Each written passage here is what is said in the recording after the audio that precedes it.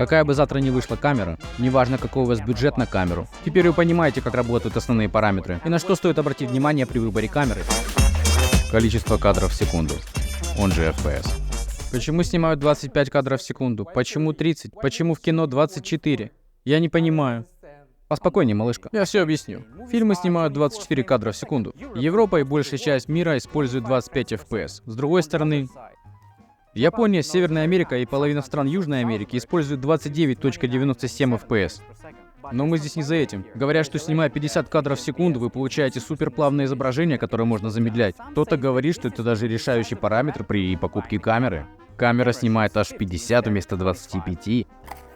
Мое мнение следующее. Все, что меньше 500 FPS, абсолютно не стоит вашего внимания. Всех несогласных с удовольствием приглашаю в комментарии обсудить.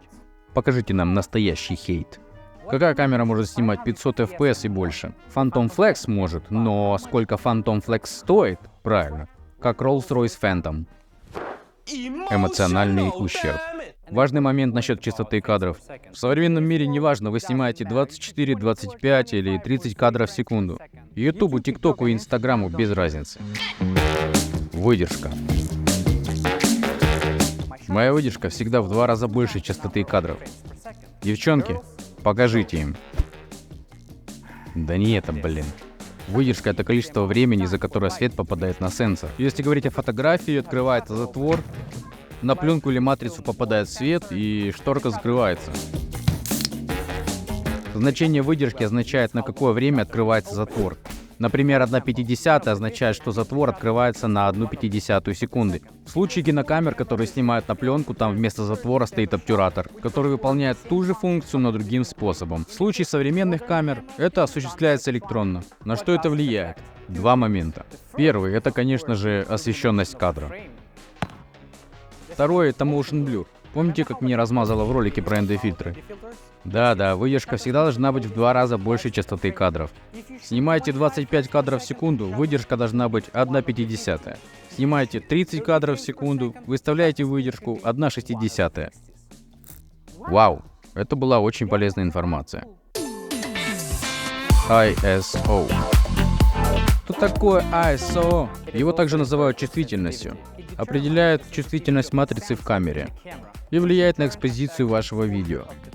Чем больше значение, тем светлее кадр, и тем больше зерна в кадре. Снимая на пленку, максимальным значением будет 400. В случае современных камер бывают случаи, что снимая даже на 5000 ISO, у вас будет приличное изображение. Это то, что может спасти вас при съемке в очень темных условиях. Насколько сильно вы можете поднять ISO, и при этом не получить зерно размером с опарыши, определяется размером сенсора. У многих камер есть такая штука, как нативная ISO. На человеческий это переводится как оптимальная ISO. То есть производитель говорит, что для получения максимального динамического диапазона вы должны снимать на определенном ISO. Как только мы начинаем работать с такими камерами, как Red, ISO работает совершенно иначе и вообще никак не влияет на экспозицию. Что ты имеешь в виду? Что ты имеешь в виду? Что ты имеешь в виду? Она работает просто как усиление сигнала, который попадает в вашу камеру. Но если вы новичок, то эта информация просто для общего понимания.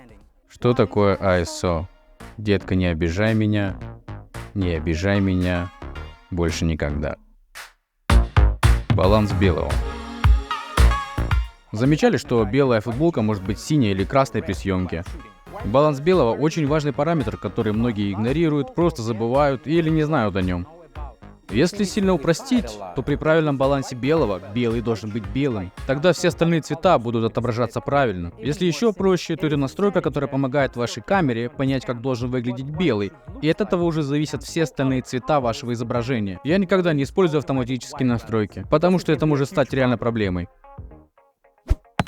Особенно при обработке. Это связано с тем, что в автоматическом режиме это значение будет постоянно меняться при съемке. И потом начнутся проблемы на монтаже, когда кадры отличаются по цвету. Есть 2 основных пресета. Только речь не про тучки, солнышки или что-то в этом духе. Речь про кельвины, но не кляйны. Да, цветовая температура измеряется в кельвинах. На улице выставляйте 5600. В помещении при искусственном освещении с желтыми лампочками 3200 кельвинов. Если лампочки светят белым, используйте 5600. А если заморочиться, то выставлять его нужно по листу белой бумаги или специальной серой карте. Но вы этого делать, скорее всего, не будете. Самое главное, не ставьте автоматический баланс белого. Герцаж. Стробит. Стробит. Опять стробит. Да как же от этого избавиться? Это происходит в двух случаях. Первый — это если у вас высокая выдержка и частота мерцания лампы не совпадает со скоростью выдержки. Второй момент — это герцаж. Герцаж, друзья мои, это длина волны тока в секунду. Но мне не очень-то хочется грузить вас Википедией. Европа и большая часть стран в мире используют 50 Гц. Япония, Северная Америка и половина стран Южной Америки используют 60 Гц. Все, что вам нужно, это выставить правильное значение в зависимости от страны, в которой снимаете. И вроде бы все просто, но у многих это становится огромной проблемой при съемке. И если у вас в кадре мерцают источники освещения, тогда проверьте выдержку и герцаж. Выдержка должна быть 1/50, а количество герц 50, если вы в Европе. Если вы в США, например, то снимайте 30 кадров в секунду, выдержка при этом 1/60, а количество герц 60. Если вы случайно этого не заметили при съемке, это можно попробовать исправить на монтаже. Заходите в DaVinci и накидываете дефликер. Вуаля. Полный кадр, он же full frame. Мне нужна full frame камера. Full frame. Я хочу быть профессионалом. Так исторически сложилось, что неким стандартом стал аналог размера 35-мм пленки. Кадр 36 на 24 мм. Это и есть современный full frame. Кино стандартом стал формат Super 35. Супер 35. Это случилось потому, что пленка двигается не слева направо, как в фотоаппарате, а сверху вниз. Поменялась ориентация, поэтому размер кадра стал меньше. Если говорить о современных камерах, размер кадра можно сравнить с APS-C сенсорами. И получается, что все видеомейкеры, пришедшие из фотографии, говорят, что лучше full frame только full frame. В современном мире это влияет только на то, как высоко вы можете поднять ISO без зерна размером с опарыши. И разница при этом не критическая. Ну и, конечно же, есть условная проблема с объективами при этом. Большинство объективов созданы под полный кадр. Объектив с фокусным расстоянием 50 мм на камере с сенсором APS-C будет выглядеть как 80. Что ты имеешь в виду? Что ты имеешь в виду? Что ты имеешь в виду? Если хотите сэкономить, смело берите камеру с сенсором APS-C. Вы можете отличить видео, снятое на full frame и APS-C сенсор? Не можете. Да никто не может. Что ты имеешь в виду? Если есть крутые функции в камере, но при этом она APS-C, пусть вас это не смущает. Битрейт. Что такое качество видео? Очень важная характеристика камеры — это битрейт. Проще говоря, это скорость записи. По сути, чем больше значения битрейта, тем больше информации ваша камера способна записать, тем лучше качество изображения. Каждый из нас хотя бы раз, но загружал видео в соцсети. И наверняка вы замечали, что качество становится хуже. Почему? Да, почему? Потому что любая соцсеть понижает битрейт вашего видео. Делают это для того, чтобы ваше видео занимало меньше места и быстрее загружалось. Но зачем же тогда нужен высокий битрейт? Да, зачем? Обработка. Чем выше битрейт, тем больше манипуляций с видео можно проводить на постобработке. Ну и чем он выше изначально, тем меньше будет потерь в соцсетях. Из минусов могу сказать только то, что это влияет на стоимость камеры. И особенно влияет на стоимость карт памяти. Возможно, я вас удивлю, но есть карты памяти, которые стоят 500, 1000 долларов и выше. И цена зависит не только от объема карты памяти, но и от скорости. Глубина цвета. 8 бит, 10 бит, 12 бит, 16 бит. Nintendo? Тут речь про видео. Битность вашего изображения — это очень важный параметр. Это влияет на количество цветов, которые камера способна распознать, сколько оттенков красного, синего и зеленого она способна различить. Но если вы просто снимаете хоум-видео, вам это абсолютно не важно. Но как только вы хотите обработать ваше видео, это становится супер важным. Камера 8 бит — это не приговор. В умелых руках можно получать отличные результаты. Тут есть очень важный момент, на котором я хотел бы сделать акцент. Чем дороже камера, тем больше ошибок она прощает. Тем больше ошибок вы можете исправить на монтаже. На сегодняшний день есть 4 варианта битности цифровых камер. 8 бит. Именно столько в вашем телефоне и большинстве камер. Следующая ступенька — 10 бит. Тут уже интереснее, ваше изображение не будет рассыпаться при обработке так сильно. 12 бит. Это уже камеры Blackmagic и некоторые Red. Они пишут в RAW и позволяют прилично манипулировать отснятым материалом на постобработке. Камеры ARRI и другие камеры подобного класса снимают 16 бит. Это очень важный параметр в камере. Но если вы снимаете home-видео, travel-блог и не планируете тратить на обработку каждого кадра пару часов, 8 бит будет вполне достаточно. Динамический диапазон. Эй! А что такое динамический диапазон? У нас есть вот такой кадр. У нас есть светлые и темные участки. И чем больше градация освещенности от темного к светлому, тем больше будет динамический диапазон. Я понимаю, что это сложно, но давайте разбираться. Вы, наверное, сталкивались при съемке в помещении, когда окно у вас превращается в белое пятно. И вам нужно выбирать. Либо окно будет пересвечено, либо в комнате будет темно. Ваш телефон и бытовые камеры выдают некий стандарт — 7 стопов динамического диапазона. Кто не знает, что такое стопы, посмотрите мое видео про ND-фильтры. От светлого к темному у нас 7 стопов. Это много? Мало. Blackmagic снимает 12 стопов. Крутые голливудские камеры 15-17 стопов. Человеческий глаз способен распознать 18-20 стопов. Именно поэтому вы способны нормально видеть в комнате и то, что за окном. А ваш телефон не может. Мало стопов, мало диапазона. Есть логический вопросик. Зачем снимать больше, чем 7 стопов, если потом это сожмется до 7? В первую очередь для обработки и во-вторых для того, чтобы получить лучшее качество. Фильмы, которые вы смотрели в кинотеатре, не в кинотеатре, тоже транслируются в 7 стопов, но выглядят просто шикарно. При выборе камеры я всегда смотрю на две вещи. Это битность изображения и динамический диапазон, full frame, FPS, 4К, 8К. Все это не так важно, как битрейт или динамический диапазон. Но это лично для меня. Повторюсь, если вы снимаете видеоблог, travel видео или свадьбу вашего друга, то 8 бит и 7 стопов вам, скорее всего, хватит. Но это все индивидуально. Тут нет правильного или неправильного выбора. Все зависит от ваших предпочтений. Лог. В конце буква Г.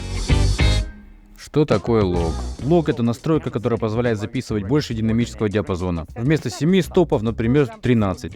Не во всех камерах она есть, но во многих уже есть. При использовании лог всегда должно быть определенное ISO, рекомендованное производителем. Например, 800. Изображение при этом очень бледное при записи. Но при обработке вы получаете намного лучший результат. Это что-то среднее между стандартным форматом записи и RAW. Минус в том, что это изображение нужно определенным образом обрабатывать. И если вас это не смущает, это может быть отличным плюсом. Детка, не обижай меня. Не обижай меня. Никогда. Мегапиксели. Мегапиксели влияют только на размер изображения и ни на что другое. На качество влияет битрейт, формат записи и динамический диапазон. Количество мегапикселей влияет только на то, в каком разрешении может писать ваша камера. 4К, 8К и так далее. 12 мегапикселей достаточно для 4К. Камере Red Komodo 20 мегапикселей. Все эти 200 мегапикселей в телефонах не более чем маркетинговый ход для того, чтобы люди фотографировали Луну, фотографий которой полно в интернете. Напомню, что Луна всегда повернута одной стороной к Земле. Таким образом, все фотографии Луны одинаковые. Короче, количество мегапикселей вообще не имеет никакого значения. Rolling и Global Shutter. Rolling Shutter работает по принципу телевизора. Изображение записывается очень быстро, слева направо, сверху вниз, пиксель за пикселем. Это плохо? Да, не очень хорошо. Потому что если у вас в кадре есть быстро движущиеся объекты, например, вы снимаете в движении, и у вас постоянно мелькают столбы на переднем плане, они не будут ровными, потому что движение быстрее, чем записывается кадр. Ваши столбы будут как Пизанская башня. Но есть и другой способ записи изображения — Global Shutter. Это когда изображение записывается целиком и сразу. Камеры с таким сенсором намного дороже, и у них меньше динамический диапазон. Не сильно, но меньше. В большинстве камер, конечно же, Rolling Shutter. Но вдруг завтра произойдет революция, и какой-то производитель начнет выпускать камеры с Global Shutter. Я думаю, вы должны быть в курсе. Тут у чувака уже совершенно поехала кукуха, и он решил перепеть песню Limp Bizkit, используя слова Rolling Shutter и Global Shutter. Чувак, это равчик.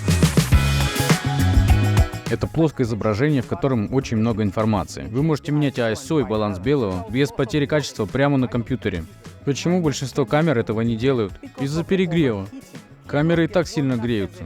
Записывая RAW, вам нужно активное охлаждение. А многие производители не хотят этого делать. Плюс RAW требует высокий битрейт и, соответственно, дорогие карты памяти. И очень много места на компьютере. О да, вам также нужен очень мощный компьютер.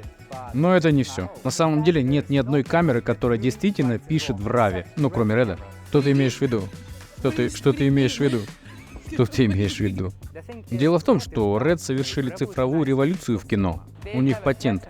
И если кто-то хочет использовать технологию Red, записывая RAW, они должны платить Red за использование патента в продаже каждой камеры. Поэтому Ари записывает видео по сути секвенцией фоток. Так же раньше делал Blackmagic. А сейчас они просто хитрят, создав контейнер, в котором все так же последовательность фоток. К чему это приведет? К тому, что Apple купит Red и начнет выпускать свои камеры. В натуре. И, конечно же, сделает RAW-видео с обработкой в телефоне на суперкрутых процессорах. Выводы. Какая бы завтра ни вышла камера, неважно какой у вас бюджет на камеру, теперь вы понимаете, как работают основные параметры и на что стоит обратить внимание при выборе камеры. При съемке видео вам нужно убедиться в следующем. Выдержка всегда в 2 раза больше частоты кадров, а ISO высокая только если вы снимаете в условиях низкой освещенности. Баланс белого только в ручном режиме. Значение Герц зависит от выдержки и страны, в которой снимаете. Помните об этих моментах, они помогут улучшить ваши видео. Выбирая камеру, нужно задать себе следующие вопросы. Мне точно нужен Full Frame? Или достаточно APS-C сенсора? Мне достаточно 8-бит цвета или я хочу больше для дальнейшей обработки? Мне нужен лог для большего динамического диапазона? Мне нужно RAW видео или нет? Ответив на эти вопросы, выбор камеры должен стать немного проще. Но запомните одно. Любая современная камера лучше камеры в вашем телефоне. Лайк, подписка, колокольчик.